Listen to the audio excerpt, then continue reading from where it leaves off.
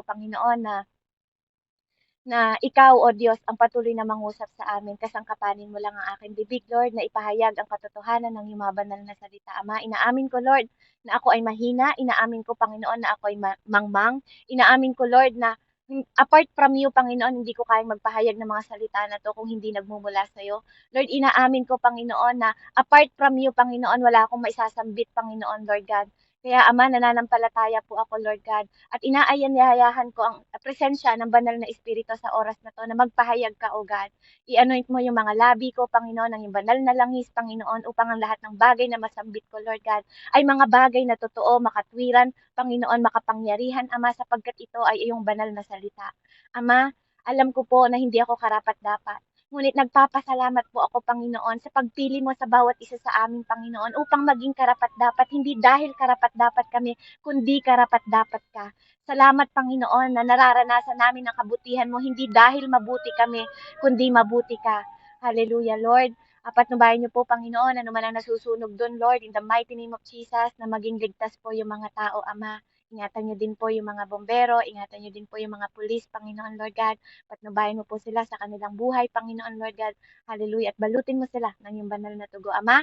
Dalangin ko rin po sa loob ng gawain na to, Lord God. Any interruption, any bulong ng kaaway, any ungodly things, Panginoon, na maririnig nila, Lord God. Lord, sa kanilang mga signal, dalangin ko, Panginoon, na ingatan mo. Lord, hayaan mong ipahayag mo yung sikreto, Panginoon, ng yung banal na salita.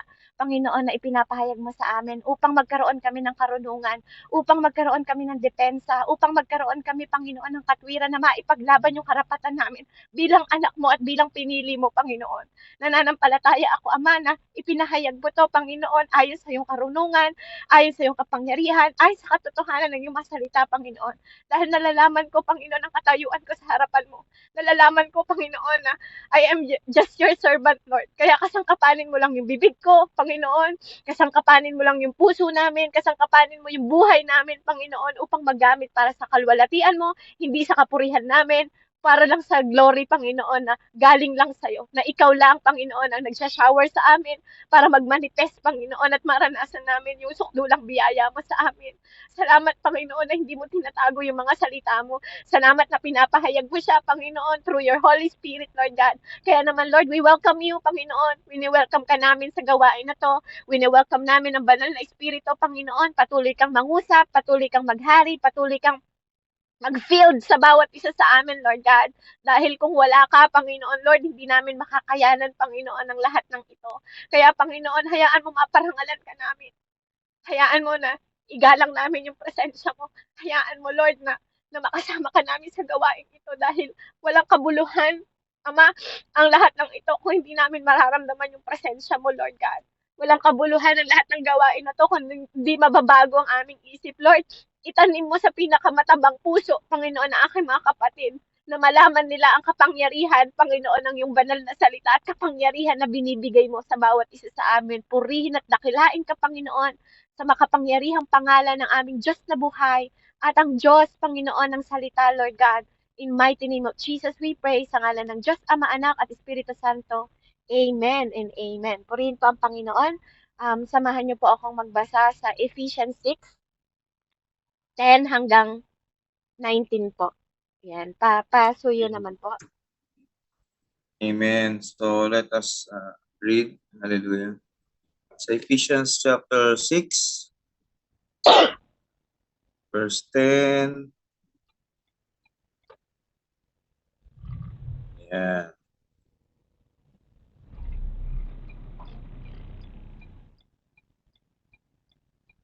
Amen. So sabi rito, hallelujah, sa Ephesians 6 chapter 10 verse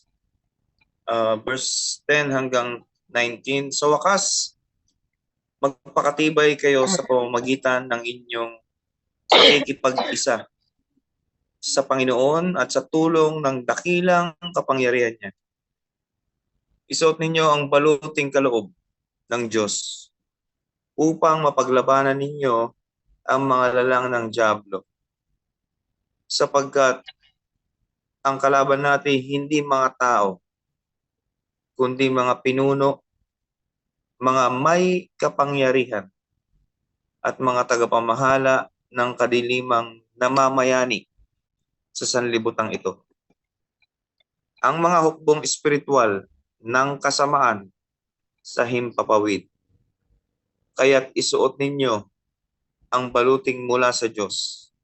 Sa gayon, makatatagal kayo sa pakikipaglaban pagdating ng masamang araw na yun.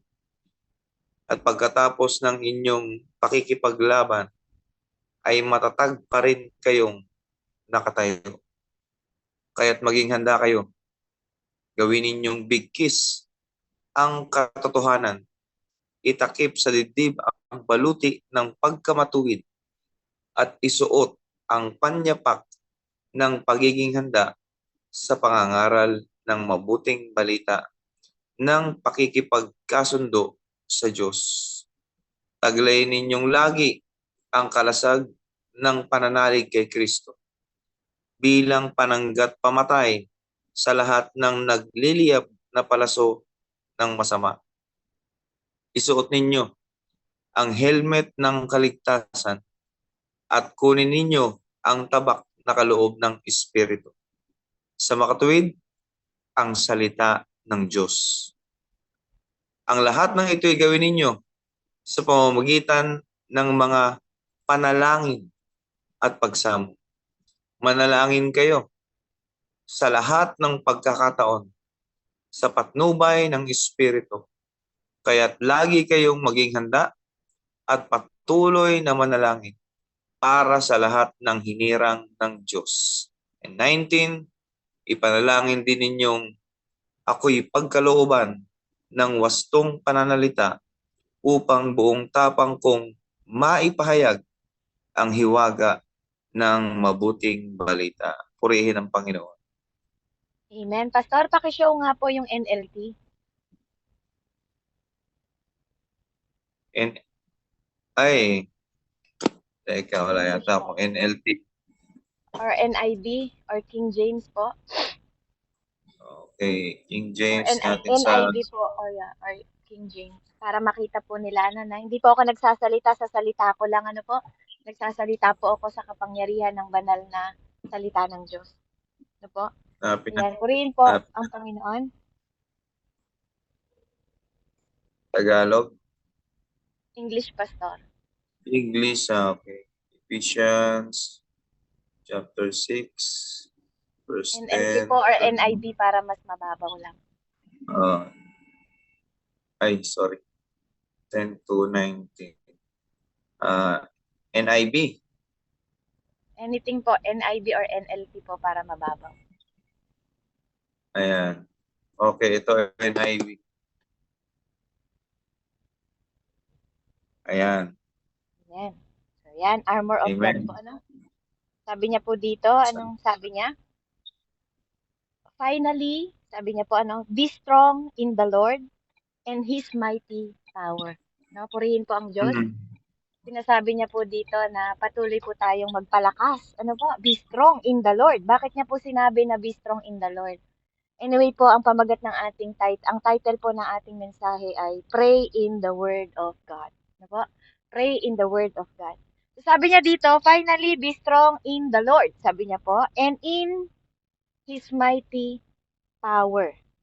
Put on the full armor so that you can take mahirap. Saglit lang po. Papasok lang po ako sa bahay. Paparada ko lang po yung sasakyan ko. Mahirap pong magbasa, baka bumangga po ako.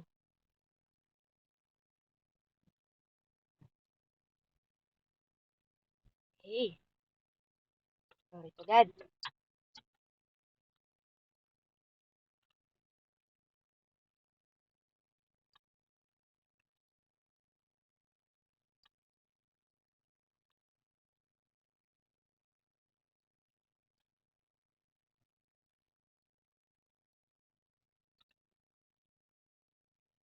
Amen. Oh, hallelujah.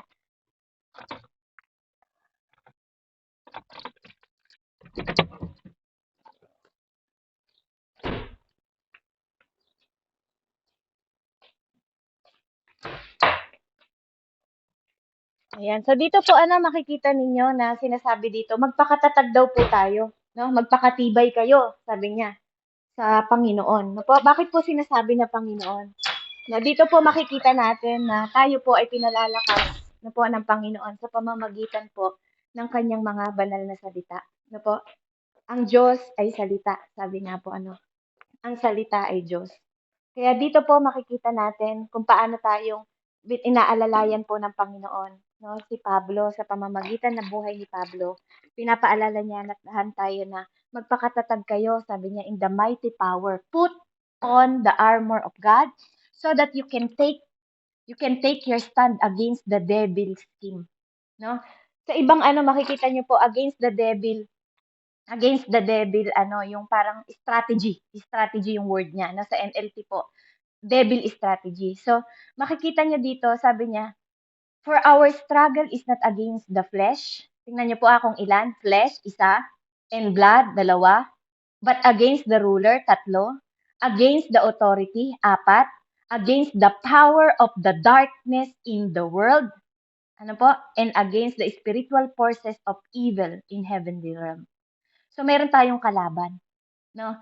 Ang tinitira niya, itong pito na to. No po, tinitira niya yung pito lima po pala, against the flesh and blood, isa, di ba po? The ruler, sila daw yung ruler sa mundo. Authority, tatlo. Against the power of the darkness in the world, apat. And against the spiritual forces of evil in heaven realm, lima. So, ang dami po nating kalaban. Ano po? Kaya nga, kapag tayo ay tinuturuan ng Panginoon na manalangin, pag tayo tinuturuan ng Lord sa panalangin through His Word, no? Because the Word is the Lord. No po? Kaya sabi niya, doon lang natin mararanasan para manalo tayo. Mararanasan natin na manalo tayo kung matututunan po natin manalangin po, nang ginagamit natin ang salita ng Panginoon. Amen? No, kaya sabi niya diyan, be strong, 'di ba? Kasi po, kapag isinasalo natin ang Word of God sa atin pong panalangin, ano po, tsaka lang po natin, yung mga co-host po, po ina-unmute na mic, salamat. Doon lang po natin mararamdaman, yung kapangyarihan ng salita ng Diyos. Mas makapangyarihan po ang panalangin kung atin pong naisasama po ang Word of God. Kaya dito ngayon, tuturuan tayo, bakit ba kailangan nating maisama yung Word of God? Ano po? Kasi kapag pala tayo, di ba sabi niya dito, be strong in the Lord and His mighty power. Kapag ikaw ay tumanggap sa Panginoon, ano po, halimbawa, ikaw ay tunay na tumanggap, sabi ko po hindi yung mga peking tumanggap, tunay na tumanggap sa Panginoon at tinatanggap mo si Lord ng buong puso, buong pag-iisip at buong pagkatao. Pinapalitan pala ng Lord yung ating damit. Dinadamitan po pala niya tayo ng robe. No? Dadamitan niya tayo ng puti. Dinadamitan niya tayo ng puti. No po? So, para mapaglabanan natin daw, yung mga kapangyarihan dito sa mundo. 'Di ba? Kasi marami tayong nilalabanan, 'di ba nga? Kaya nga maraming nasasaktan, 'di ba? Kasi nga ang kalaban natin laman at dugo. O, 'di ba? Laman at dugo, flesh. Kumbaga kung aanuhin mo 'to, laman at dugo 'to eh. Minsan, 'di ba? Anong struggle nyo, mga mahal sa buhay? 'Di ba? Mga kapatiran, 'di ba? Nagagalit kayo kahit kapatiran, nagagalit kayo kahit pamilya, nagagalit tayo sa mundong ito, sa mga batas ng mundong ito. Nagagalit tayo sa mga authority, sa mga namamahala sa atin, nagagalit tayo. 'Di ba? Sa mga power ng darkness, ng kadiliman na umiiral dito sa mundong ito, yung mga kapangyarihan, 'di ba? Na po, kaya lang alam niyo po, yung pangungusap ng Panginoon minsan kasi dahil sa kakulangan natin ng karunungan, mas naniniwala pa nga tayo minsan sa multo kaysa sa salita ng Diyos 'di ba?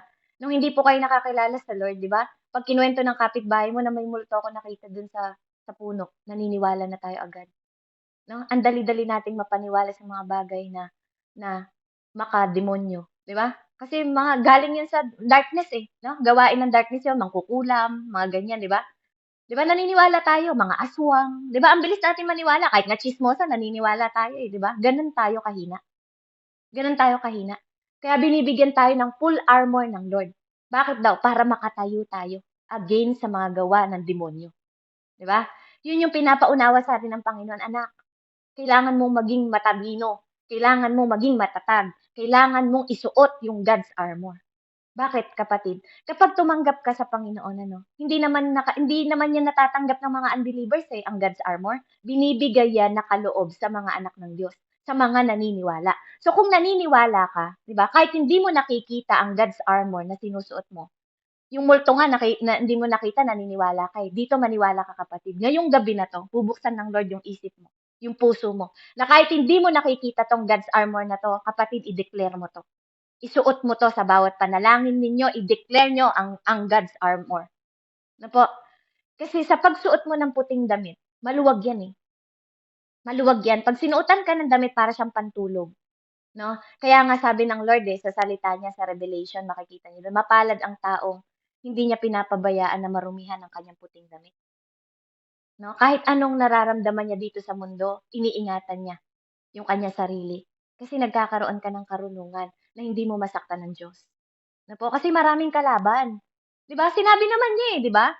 Marami tayong struggle dito sa mundo, kaya naiintindihan ko kayo kung bakit kayo nagagalit. Naiintindihan ko kayo kung bakit kayo nagtatampo. Naiintindihan ko kayo kung bakit kayo nagagalit sa mundong ito, sa mga demonyo, sa mga kapwa sa mga masasama. Naiintindihan ko kayo. 'Di ba? Sa mga rulers, kasi even me, nagagalit din ako. Nagagalit din ako. Pero sabi ng Lord, wag mong hahayaang magkasala ka. Therefore, kaya nga, sabi niya sa 13, put on the full armor of God. Kaya nga isuot mo, sabi niya, ang kasuotang pandigma. Kaya, put all the armor of God. No? Put on the full armor. Sabi niya, full armor. Ibig sabihin, from head to toe. Full yun eh. From head to toe. Mula sa ulo mo hanggang sa paa. So, when the day of evil comes, you may be able to stand your ground. And after you done everything, to stand. Diba? Para pag dumating na yung salakay ng masama, sabi niya, makakatayo ka ng matatag. Kasi maraming sasalakay sa'yo, di ba? Binanggit ko yung 5 sasalakay sa'yo. Yan ang division ng kasamaan, yung 5 na yan. The division, 5 division ng kasamaan sa mundong ito na umiiral, na hindi mo alam. Di ba? Kaya nga yung mga unbelievers, hindi nila alam yan na may atake pala yung demonyo. Kailangan pala hindi ako matakot sa tao hindi ako magalit sa tao na yun kasi may espiritong nag-aano sa kanya. Di ba? Hindi ka dapat nagagalit. Kasi maraming espiritu sa mundo, espiritu ng pride, 'di ba? Mga ego, 'di ba? Espiritu ng mga kasalanan, espiritu ng kalibugan, espiritu ng kabaklaan, katomboyan, ano pa, espiritu ng laman, 'di ba? Espiritu ng pagnanakaw, 'di ba? Espiritu ng murder, espiritu ng kasakiman, 'di ba? Name it, lahat ng masama galing sa demonyo.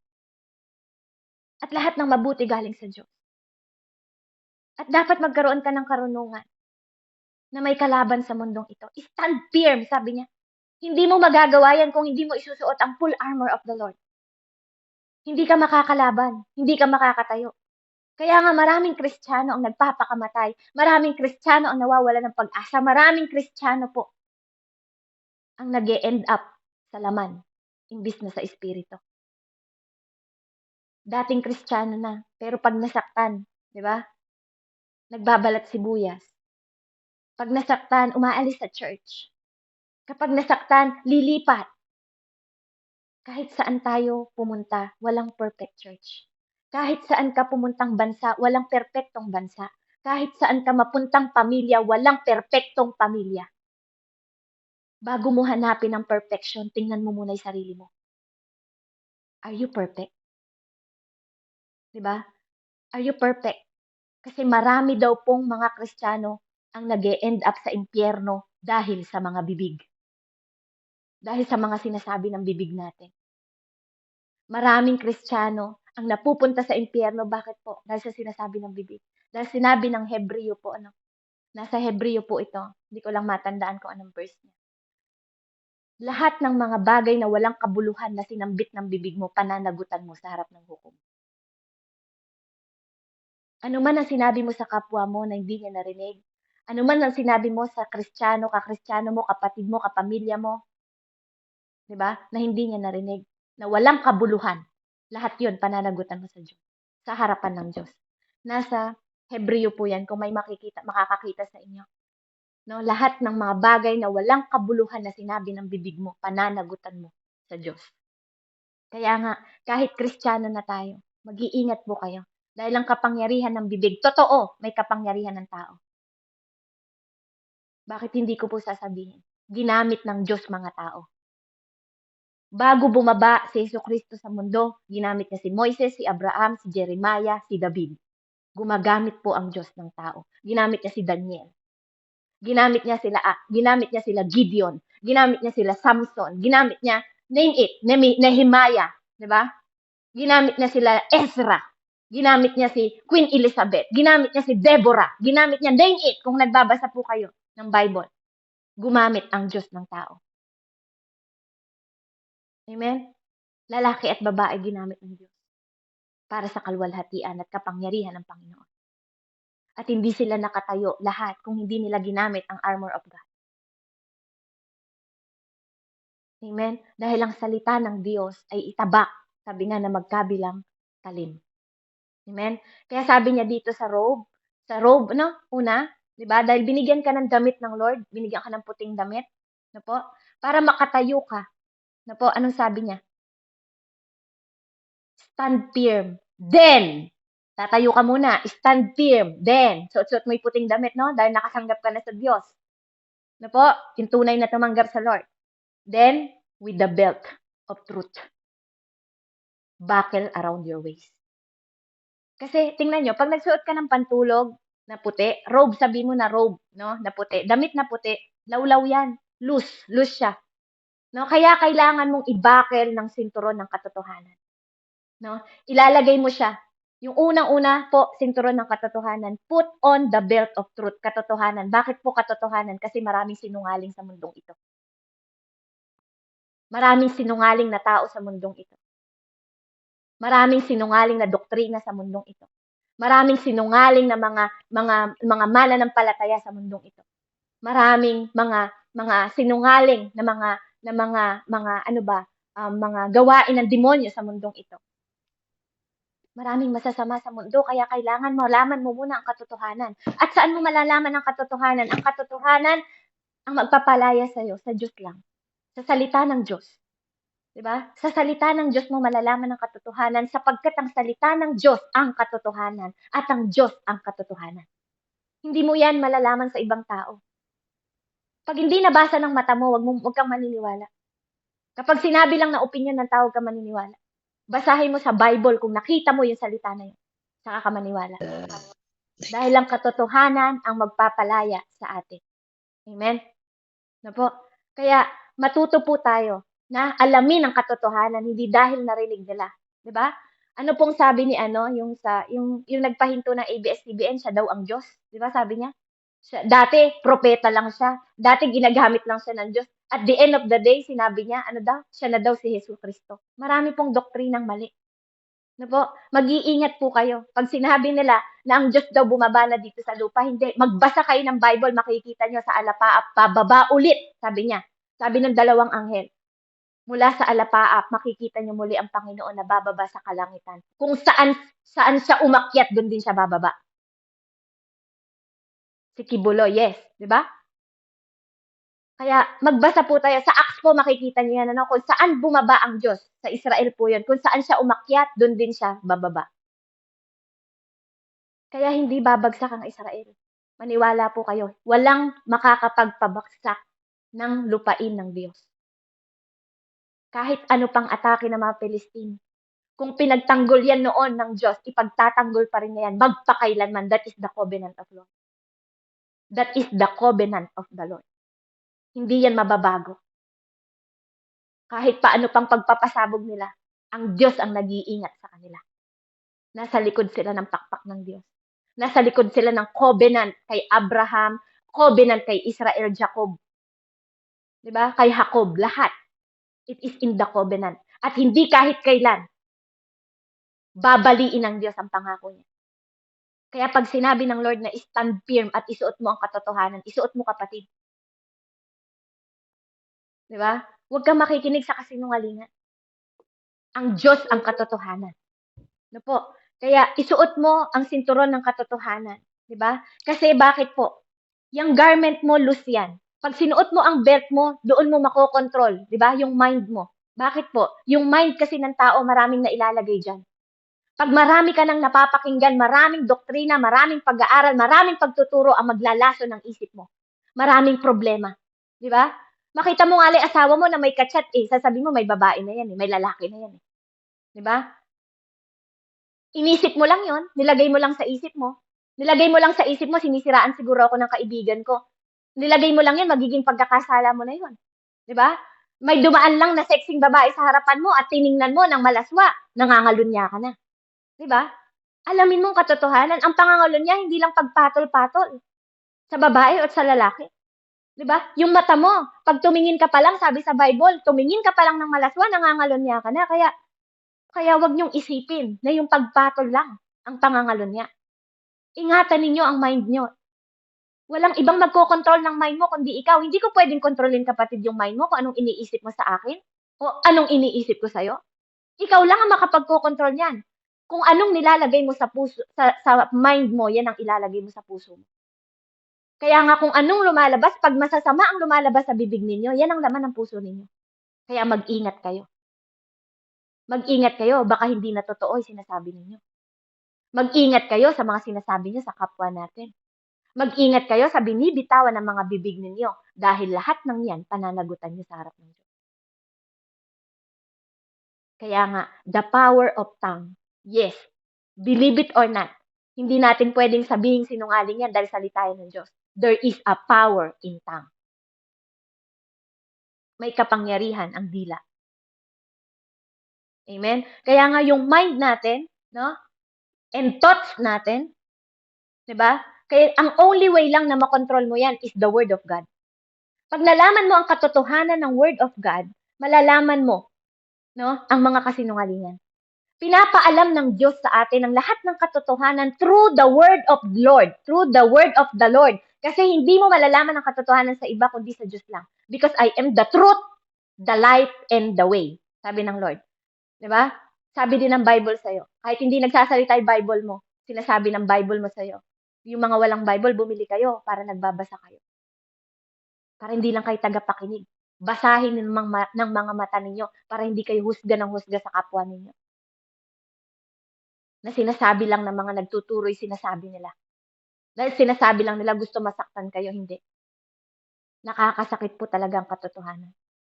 Pag nga nagsinungaling sa'yo kapwa mo, asawa mo, nagagalit ka eh. Di ba? Sino dito yung nagtatanong sa boyfriend mo dati? Sabi mo lang yung totoo. Mananahimik na ako. Sabi mo lang yung totoo sa akin. Di ba? Pag sinabi naman yung totoo, galit na siya. Di ba? Bakit ganun yung mindset ng tao? Kaya ingatan nyo. Di ba? Gusto mong malaman yung totoo? Tapos nung sinabi sa'yo yung totoo, nagagalit ka rin. Pag pinagsisinungaling sa'yo, nagagalit ka. Saan po pwesto ang tao? Di ba? Saan tayo po posisyon kung ayaw nyo ng kasinungalingan, ayaw din nyo ng katotohanan? Saan nyo gusto? Sa gitna? Walang ganun. Dalawang bagay lang yan. Kasinungalingan at katotohanan, saan ka tatayo? Diba? Kaya nga sabi ng Lord, hanapin mo yung katotohanan, anak, para madali mong ma-determine ang kasinungalingan. Diba? Sa mundong ito kasi, parang mas wino-worship pa natin kasinungalingan kaysa sa katotohanan. Kaya nabubuhay tayo sa kasinungalingan noon. Which is mali. Alamin mo yung katotohanan para madali mo makita ang kasinungalingan. Diba? At pag nakita mo ang katotohanan, palayain mo rin sarili mo. Kapatid, wag mong kulungin yung sarili mo. Tapos ay tapos na. Ang kasalanan ay kasalanan na. Ang nakaraan ay nakaraan na. Wala ka na magagawa sa nakaraan mo, pero may magagawa ka sa hinaharap mo. Alamin mo lang ang katotohanan. At kalimutan mo ang kasalanan. Kalimutan mo ang kasamaan. Kalimutan mo ang kadiliman. Harapin mo ang katarungan. Harapin mo ang katwiran. Di ba? Harapin mo yung kapangyarihan ng salita ng Diyos. Kapatid, maniwala kayo. Sinong makapagbabago ng nakaraan mo? Kung dati ako manginginom, hindi ko na kayang ibalik yon. Dati ako mangangalunya, hindi ko na kayang ibalik yon. Di ba?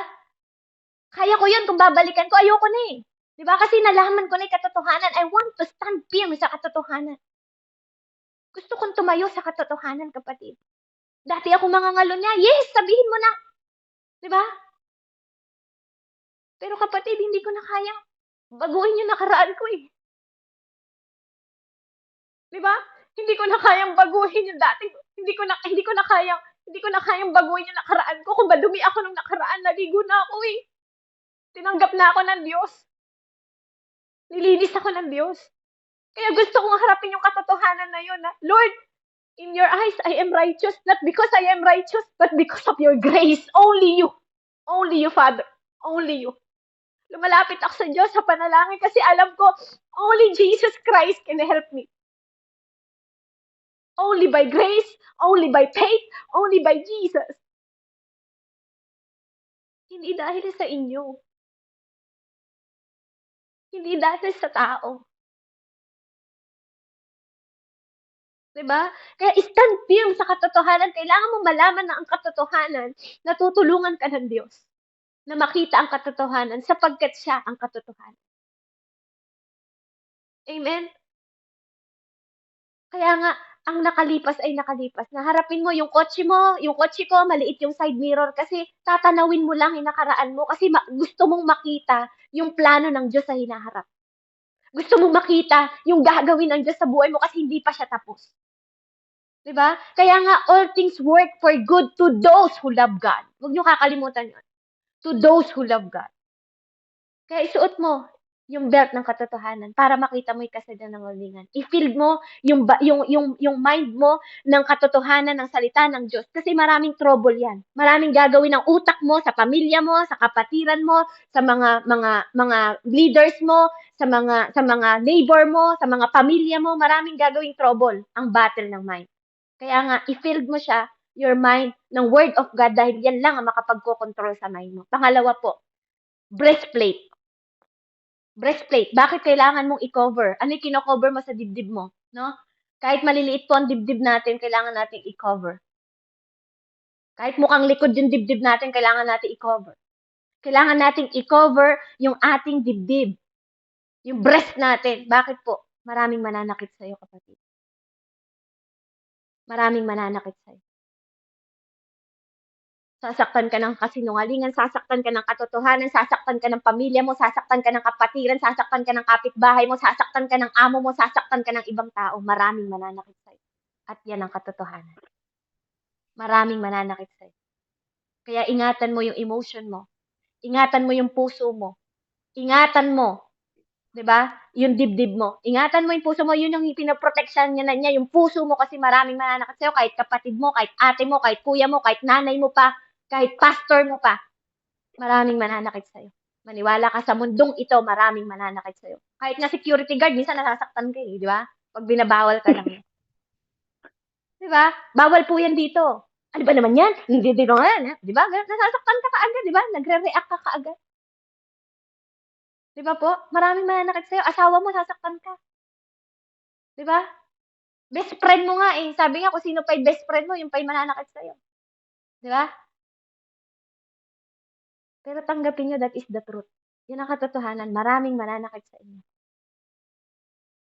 Kaya, isuot mo po, i-fill mo yung puso mo ng katotohanan. Itanim mo yung salita ng Diyos doon.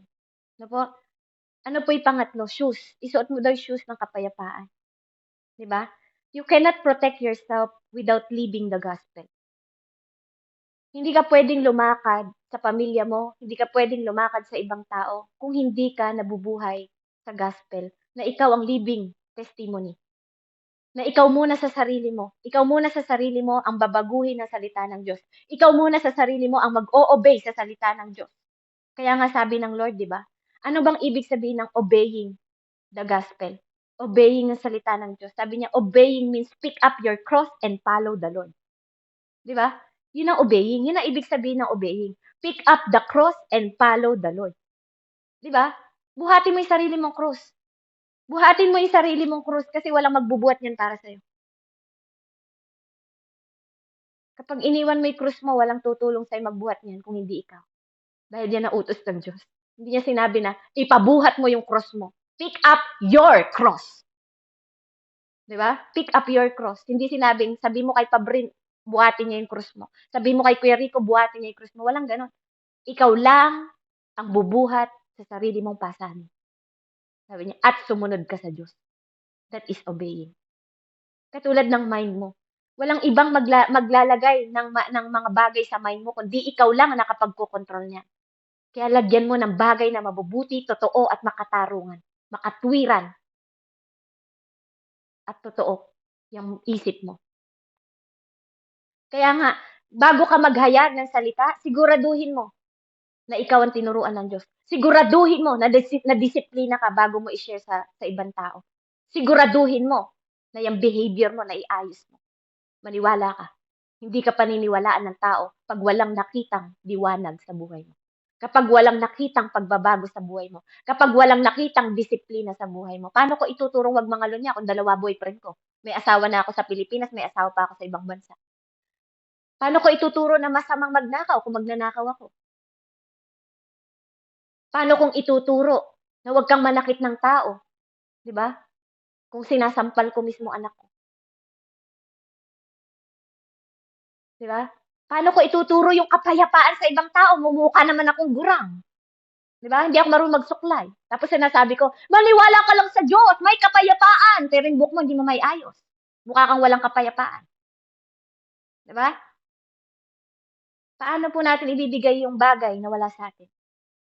Paano ko sasabihin na mahalin mo yung kapwa mo, mahalin mo yung kaaway mo kung ako mismo hindi ko mapatawad yung kaaway ko? Paano mo sinasabi na mahal mo ang Diyos kung yung mga taong nakikita mo hindi mo kayang mahalin? Kaya nga, once you receive, 'di ba? Once you receive, sa mga believers to sinasabi, kapag ikaw naging believers, once you heard this, 'di ba? You have to live it and obey it. Doon nagsimula si Paul, 'di ba? Nung narinig ni Paul ang gospel, matalino si Paul, hindi niya sasabing bobo si Paul, 'di ba? Alam niya ang salita ng Diyos, kaya nga tinatayuan niya ang salita ng Diyos eh. Kasi alam niya, 'di ba? Matalino siya, pero pinatunayan sa kanya ng Panginoon, anak, hindi sapat na alam mo lang ang word. 'Di ba? Kasi nag-aaral siya ng lumang tipan noon eh. 'Di ba? Hindi sapat na alam niya lang yung Lord kung walang manifestation ng Holy Spirit sa iyo. 'Di ba? Kasi that is the truth. There is power in the Holy Spirit. Kaya nga sabi ng Lord eh, iiwanan ko kayo. 'Di ba? Iiwanan ko kayo na magko-comfort sa inyo, magtuturo sa inyo. Iiwanan ko kayo ng kapangyarihan. That is the word of God. Yes, there is power. You have power. Hindi sa sarili mong lakas, kundi sa salita ng Diyos, 'di ba? It is the Lord itself ang nagbibigay ng kapangyarihan sa tao if you believe. 'Di ba? Kasi kung hindi ka naniniwala, kapatid, mapapahamak ka ng pagiging arrogant mo. Kaya nga sabi ng Lord, maraming napahamak dahil sa arrogant ng tao. Bakit? Wisdom is useless without knowledge. Knowledge is useless without wisdom. Amen? And wisdom is useless without understanding. Kaya nga hindi sapat na matalino ka lang. Hindi sapat na alam mo lang.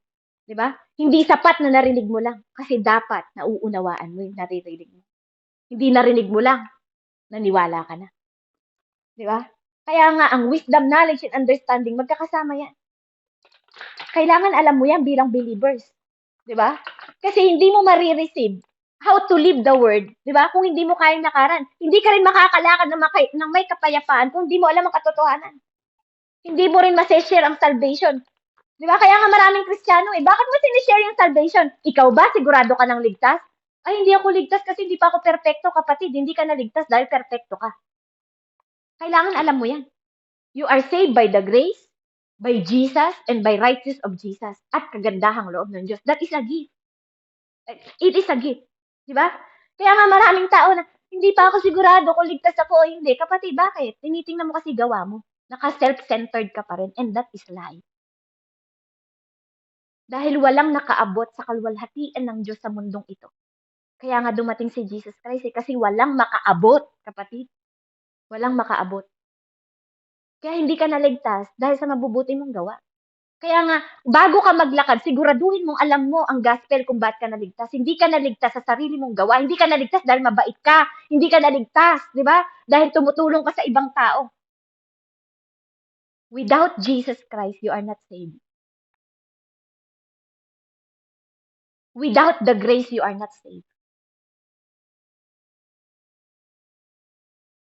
Amen? Without the blood of Jesus,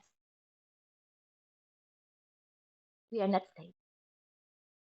We are righteousness in the eye of the Lord because of Jesus. Kasi pag tinanggap mo si Jesus, siya na yung nakikita ng Diyos, hindi na ikaw. Kaya nga, anong sabi ng Lord? Patayin mo yung sarili mo araw-araw. Di ba? Hindi ibig sabihin literal na patayin mo yung sarili mo. Patayin mo lahat ng gusto mo araw-araw. Lahat ng hilig mo araw-araw. Kung malibog ka dati, tanggalin mo yon kasi hindi malibog ang Diyos. Hindi niya ugali yon.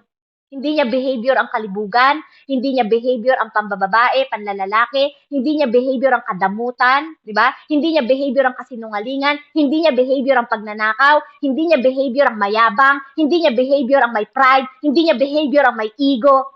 It is not you anymore. Hindi natutungkol sa'yo. Hindi niya rin behavior yung makipag-sex online. Kaya nga, kung inaangkin mo that your body is the temple of Lord, respetuhin mo naman, kapatid. Dapat alam mo yung nilalakaran mo. Sinasabi mo, anak ka ng Diyos, tapos ang hilig mo makipag-sex online sa boyfriend mo. Diba? Asan yung respeto mo doon? Asan yung tinatawag mo na holiness? Alam nyo ba, nung lumang tipan, walang nakakapasok sa loob ng covenant. Kung makasalanan ka, namamatay ka, hinihila na lang nila. Tapos ngayon, napakababoy ng mga millennial na sinasabi, mga Kristiyanong sinasabi, mga baboy, mga aso. Sinasabing Kristiyano, wala pang marriage, may sex na. Di ba? Di ba? Napakababa ng pagkilala sa Diyos. Ikaw ba, pag binabastos ka ng anak mo, gusto mo? Sinasagot ka nga lang ng bastos, masasampal mo yung anak mo eh. Di ba? Tapos, kitang-kita pa ng Diyos yung mga ginagawa natin. Akala ba natin may natatago tayo sa Diyos? Proverbs 15:3. Nakikita ng Diyos mabuti at mali na ginagawa mo. Kaya huwag kang ignorante. Huwag kang arrogant. Di ba? Kasi yun na makapagpapahamak sa atin. Dahil sa kakulangan ng karunungan natin. Kailangan nating taasan yung degree ng takot sa Diyos. Taasan mo naman, kapatid. Di ba? Sa mga may asawa, sabi niya, di ba? Kapag ikaw may asawa ka, di ba? Mahalin mo yung asawa mo kasi mahina ang mga babae. Sabi ng Panginoon, hindi tatanggapin ng Diyos yung panalangin mo kapag may galit ang asawa mo. Di ba? Sa mga lalaki. Mga lalaki, tumayo ka daw na parang si Kristo sa pamilya mo. Di ba? Kasi mahina ang mga babae. Mahalin niyo yung mga asawa ninyo, sabi. Pero yung ibang may mga asawa, napunta lang sa ibang bansa, may asawa na uli. Di ba? Maging tapat kayo.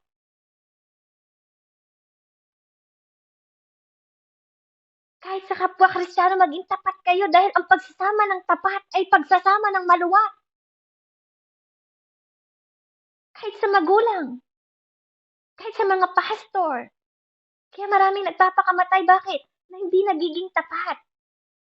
Live by testimony. Live by the truth. Live by the love of the Lord. Mabuhay ka na may pagmamahal sa puso. Pang-apat po, shield of faith. Di ba? Shield of faith. Ito yung faith na movable. Di ba? Ito yung gumagalaw. Yung faith ang gumagalaw. Di ba? Ang Espiritu Santo, malakas na yan.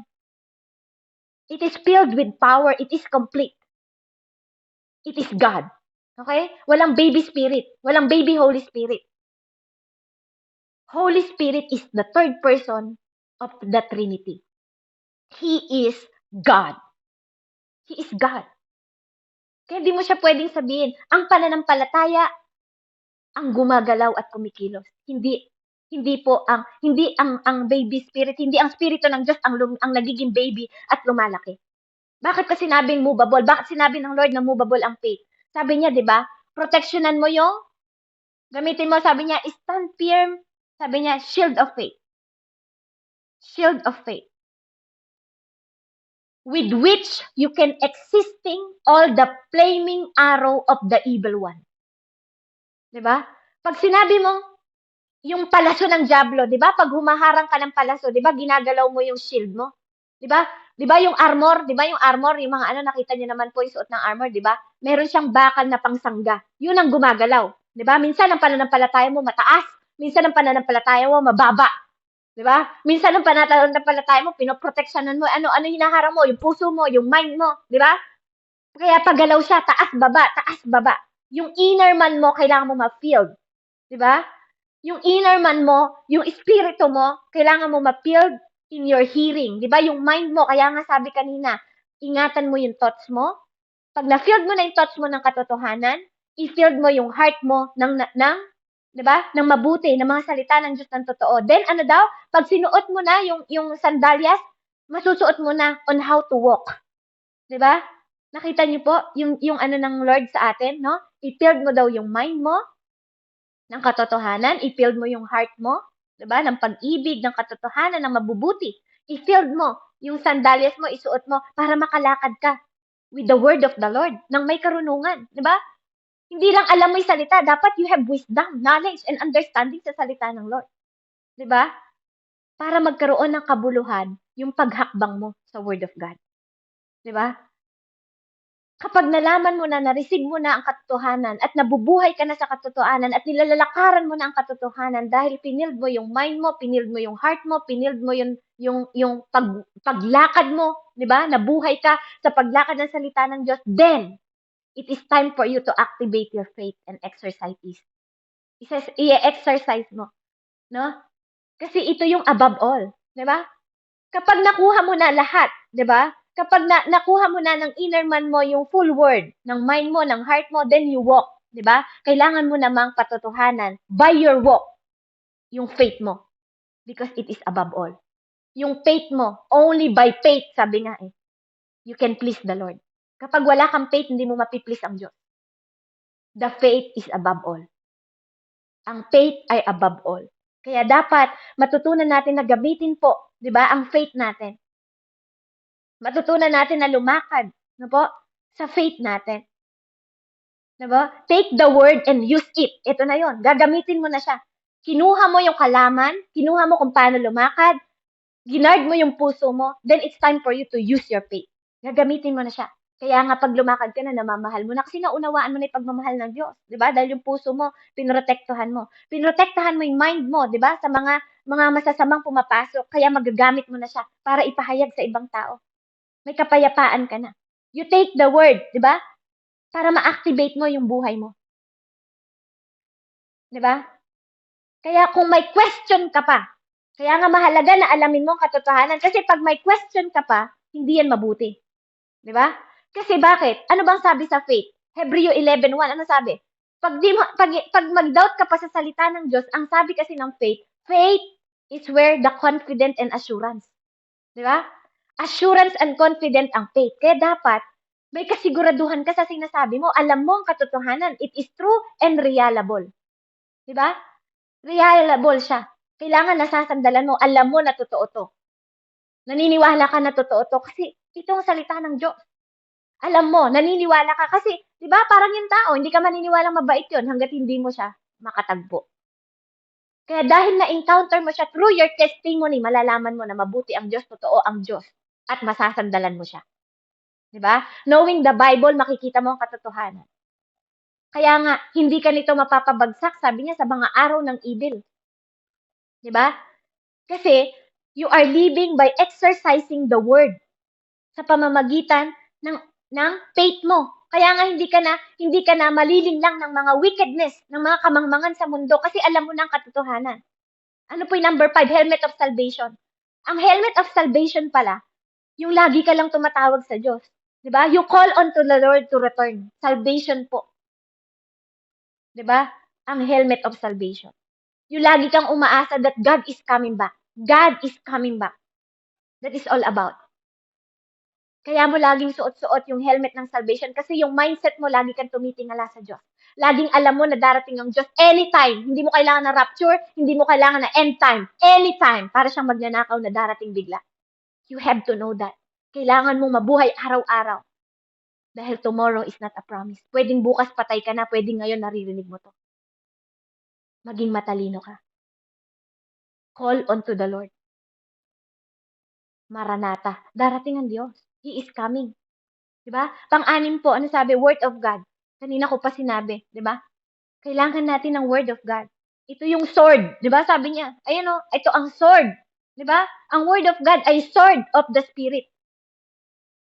Espada 'to, 'di ba? Patalim, 'di ba? Which is the word of God. Kaya kailangan mo alamin ang katotohanan, 'di ba? Ano pong sabi niya sa Psalm 17:4? Pabasa nga po, Psalm 17:4 po.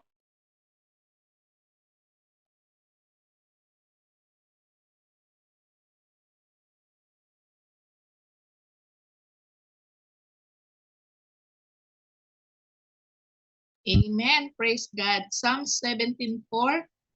Ang salita ko nga'y tapat, di tulad ng iba.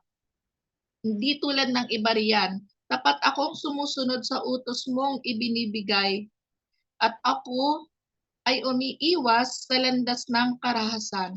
Purihin ang Diyos. Amen. Tapat ang Diyos. Tapat ang salita ng Diyos. Ikaw sinungaling ka, pero siya tapat.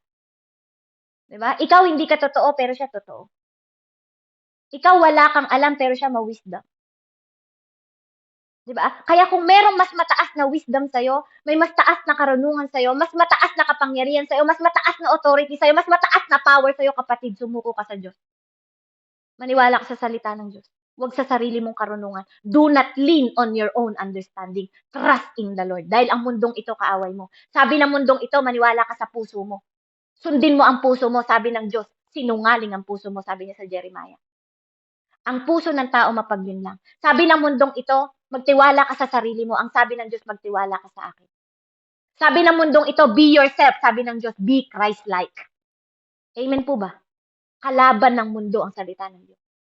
Kaya nga ang nagmamahal sa sanlibutan ay kaaway ng Diyos. Ang nagmamahal sa pamilya niya, ang nagmamahal ng higit pa sa anak niya kaysa sa Diyos, higit pa sa asawa niya kaysa sa Diyos ay hindi karapat-dapat sa akin, sabi ng Panginoon. 'Di ba? Kaya pag mas mahal mo ang asawa mo kaysa sa Diyos, hindi ka karapat-dapat sa Diyos. Nasa Bible po yan ha. Magbasa po kayo. Para sabihin nyo, hindi ko lang sinasabi to. Di, ibig mo palang sabihin, sis, Beb, huwag kong mahalin ang asawa mo. Hindi ko sinabi yon. Ang sinabi ko, huwag mauuna ang asawa mo sa Diyos. Bakit pinapauna ng Diyos na mahalin mo siya? Pag minahal mong una ang Diyos, maniwala ka kapatid, mamahalin mo ang asawa mo. Mamahalin mo ang kapwa mo ng tapat, totoo, mabuti, at makatwiran. Pag minahal mong una ang Diyos, mapapatawad mo ang asawa mo kahit ano pang ginawa niyang kasalanan. Bakit? Kasi una mong minahal ang Diyos. Bakit kailangan mo siyang unahin? Dahil ikaw ang unang minahal ng Diyos bago mo siya minahal. Hindi ikaw ang nagmahal sa Diyos. Ang Diyos ang unang nagmahal sa'yo. Ang Diyos ang unang nagsakripisyo sa'yo. Ang Diyos ang unang nagpakatawad sa'yo. Sino ka para hindi magpatawad sa ibang tao? Sino ka para hindi magmahal sa ibang tao? Sino ka para magsalita ng masama sa ibang tao? Ang salita ko nga'y tapat, hindi tulad ng iba riyan. Tapat akong sumusunod sa utos mong binigay at ako ay umiiwas sa landas ng karahasan.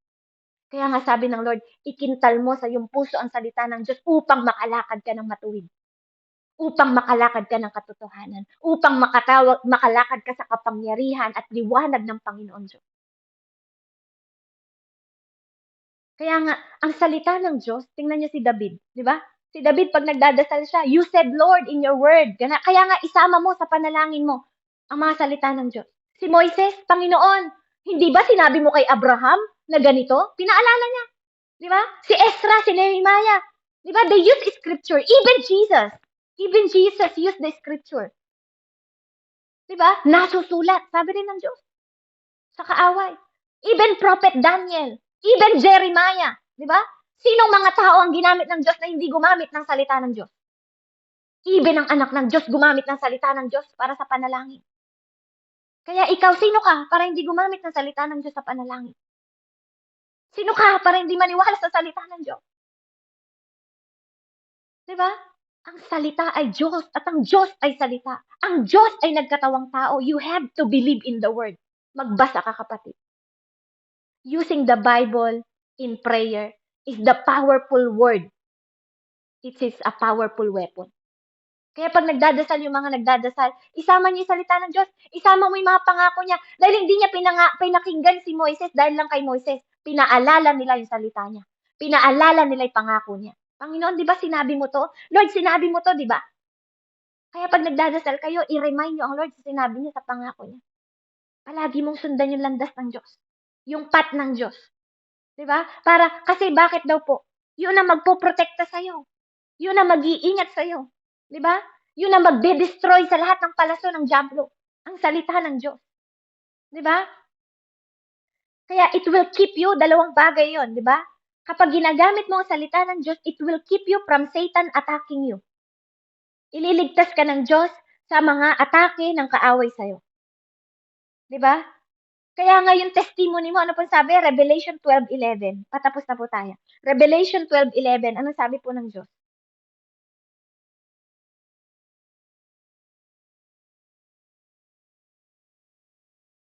Ano sabi niya? Nagtagumpay sila laban sa diablo sa pamamagitan ng dugo ng kordero. At sa kanilang pagsaksi sa katotohanan, hindi sila nang hinayang sa kanilang buhay. Kapatid, there is life in Jesus. There is power in the blood of Jesus. Ang mag-iingat sa'yo, magpoprotekta sa'yo at magsasabi sa'yo ng katotohanan ng salita ng Diyos. It is your weapon in the devil. Diba? Para maintindihan mo yung weapon na kaya mong idipit, kaya mo silang talunin sa pamamagitan ng salita ng Diyos. Amen? Bakit? Diba? Kasi ito yung magpapaunawa sa'yo ng battle dito. Kaya nga, alam mo ang totoo, yung sinabi niya, para makatayo ka, diba? To stand firm. Kapag sa Diyos ka tumatayo, nakapaluhod ka, kapatid. Pag sa tao ka tumatayo, nakatayo ka. Diba? Kapag ang tao ang sinasamba mo, nakatayo ka. Pero kapag ang Diyos ang sinasamba mo, sabi ng Lord, stand firm. Ibig sabihin, lumuhod ka. Luhod, kapatid. Luhod. Yan ang totoong sinasabi niya. Para makatayo kayo sa ground, lumuhod ka. Mas matibay ang taong laging nakaluhod kaysa laging nakatayo. Yung laging nakatayo, mayabang yung sarap ng Diyos. Pero pag lagi ka nakaluhod, yun ang firm, yun ang matibay na pagtayo. Yung nakaluhod ka sa Diyos, sa harap ng Diyos. You cannot use the armor of God without kneeling. Hindi mo magagamit ang armor ng God kung di ka luluhod. Diba? Kaya nga, ang sinasabi niya, ang totoo, pag nung sinabi niya na stand, diba, in the ground, ang ibig sabihin nun, lumuhod ka. That's how you stand in the Lord. Ganun ang paraan ng pagluhod, ang pagtayo sa harap ng Diyos. Yung nakaluhod ka. Kasi sinasabi mo, Lord, I humbly myself before you. Yung battlefield mo, yung knee mo. Yung pagluhod mo sa Diyos. Kaya sometimes nilalagay ng Diyos yung mga trouble ng buhay mo, mga problema, kasi gusto niya lagi ka nakaluhod sa harap niya to keep you kneeling in the front of the Lord. To keep you humbly yourself in the eye of the Lord. Kaya yung prayer, ano binibigay ng prayer? Ang prayer nagbibigay ng strength sa'yo. At ang pakikipaglaban mo is your kneeling. Yung pagluhod mo ang pakikipaglaban. Prayer is your strength, fight is on your knee. Kaya against the blood, sabi niya, and against the flesh and blood, yun yung lalabanan mo kapag nakaluhod ka. Principalities against the power, against the ruler of the darkness in this world. Diba? Yung 5 division na yon. Diba? Yung wickedness. Diba? Yung wickedness dito sa lugar na to. Kaya nga yun yung 5 division ng devil dito. Yung mga army na dumadating sa atin. Tinutulungan ka ng Diyos. Diba? To destroy. Kasi ang kalaban, pumupunta siya para i-destroy yung ano. Ano i-destroy niya sa'yo? Kaya dapat mo isuot yung armor. He is destroying your faith. He is destroying your peace. 5 po to. He is destroying your joy. He is destroying your walk. And He is destroying your destiny in the Lord. 5 po yun. Kaya kapatid, di ba? Para makapunta ka sa sitwasyon ng pananagumpay, isuot mo lahat. Ingatan mo yung mind mo, di ba? Control your mind, control your heart, di ba? Para hindi ka daw madulas, di ba? Para hindi ka mahulog sa bitag ng kalaban, di ba? Get the word and walk it in. Ilakad mo, di ba? Yung righteousness, ilakad mo yung kapayapaan ng Diyos. At tumingin ka na darating ang Diyos. At hindi nawawalang kabuluhan, di ba? The helmet of salvation. Lagi mong iisipin that the God is coming. God is coming and He's working in your life through the faith. Diba? Through your testimony, sinasabi mo that God is alive. God is truth. Kasi gumagalaw siya sa buhay mo. Iniingatan ka niya. Nililigtas ka niya. Diba? Pinoprotektahan ka niya.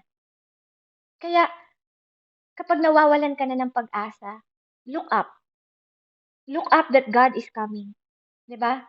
Don't lose hope. Sa tuwing nawawalan ka ng pag-asa, sa tuwing nanghihina ka, look up. Di ba? Sa tuwing nadideceive ka, look up. Sa tuwing nasa trouble ka, look up. Di ba? Dahil sa mundong ito, marami kang pwedeng kalaglagan. Sa mundong ito, marami kang pwedeng malinlang. Sa mundong ito, maraming magpapahamak sa'yo. Sa mundong ito, maraming mananakit sa'yo. Pero sabi ng Lord, use the word to pray and wear the armor of God. Purihin po ang Lord, no? Para magkaroon tayo ng malayang paglakad at ma-share ang gospel sa ibang tao. Don't be arrogant. Know the truth and your power because you are God's people. Hindi ito pwedeng maisuot ng unbelievers. But you are chosen, kapatid. You are beloved. You are righteous. Amen? You are saved. You have the salvation. Amen? Kaya walk in it. Walk with faith. Walk in the truth. Walk in the power.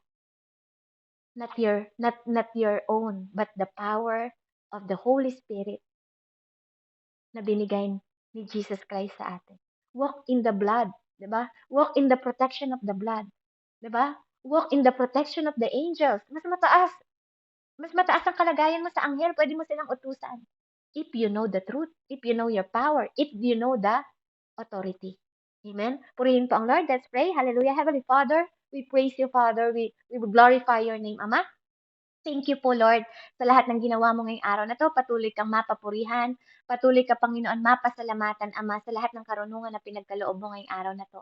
Patuloy nga po nawa kaming makalakad sa katotohanan ng iyong mga banal na salita at maisuot namin, Panginoon, ang sandatang kaloob mo sa bawat isa upang maingatan namin ang aming mind, ang aming heart, ang aming walk, Panginoon, upang makalakad kami in living, Panginoon, as a living sacrifice sa mundong ito na do not conform in this world, Lord God, na matutunan namin na lumakad, Panginoon, sa kapangyarihan ng iyong mga banal na salita upang ma-destroy namin, upang malabanan namin, upang masagupan namin, Lord God, ng may matatag, Panginoon, na pananampalataya sa pamamagitan ng aming pagluhod sa harapan mo, upang makita mo ang aming pagpapakumbaba. Pag amin na kami mahina, ikaw lang magliligtas sa amin, ikaw ang kaligtasan namin, ikaw ang redeemer namin, salvation namin, ikaw ang protector namin. You are our Almighty God, Panginoon, our Adonai, Jehovah Rapha, Jehovah Jireh, Panginoon, you are all. You are above all, Panginoon.